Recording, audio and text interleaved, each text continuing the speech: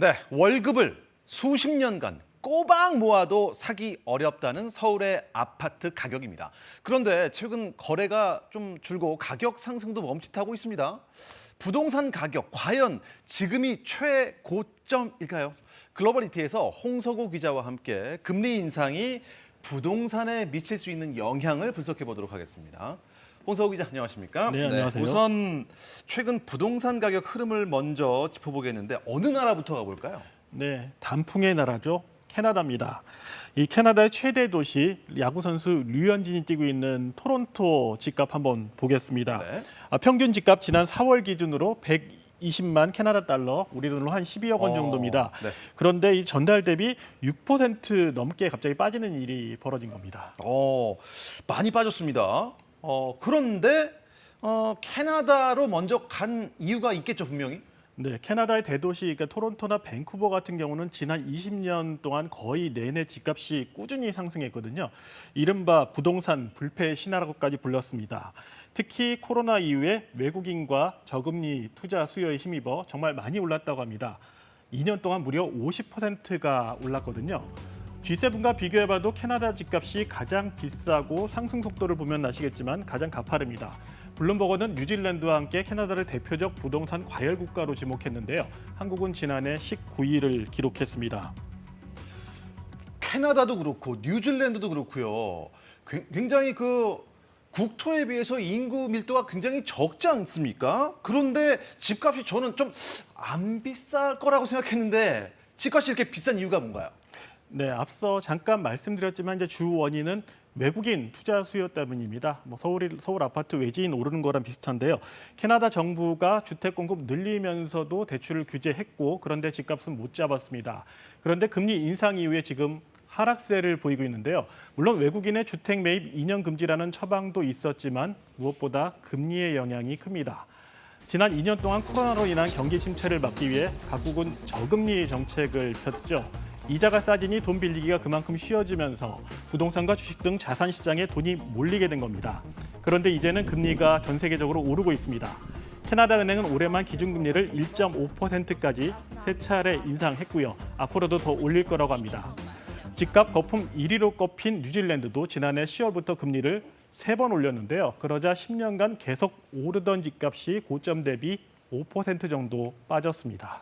그렇군요. 한국은행도 최근 기준금리를 올렸으니까 우리나라도 이제 세계 추세를 따라가는 겁니까? 네, 지금 각국 중앙은행들이 금리 인상으로 이렇게 대동단결 중인데요.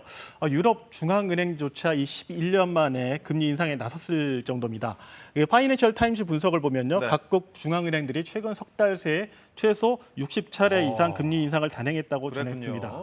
이런 통화 긴축 정책은 약 20년 만에 가장 빠른 속도라고 하네요. 물가를 잡고야 말겠다는 거죠.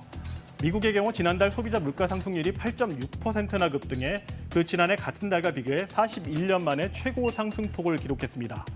특히 휘발유값이 사상 처음으로 갤런당 5달러, 우리 돈 6,400원을 돌파했는데 1년 전보다 50% 가까이 뛴 겁니다. 유럽도 사정은 비슷합니다.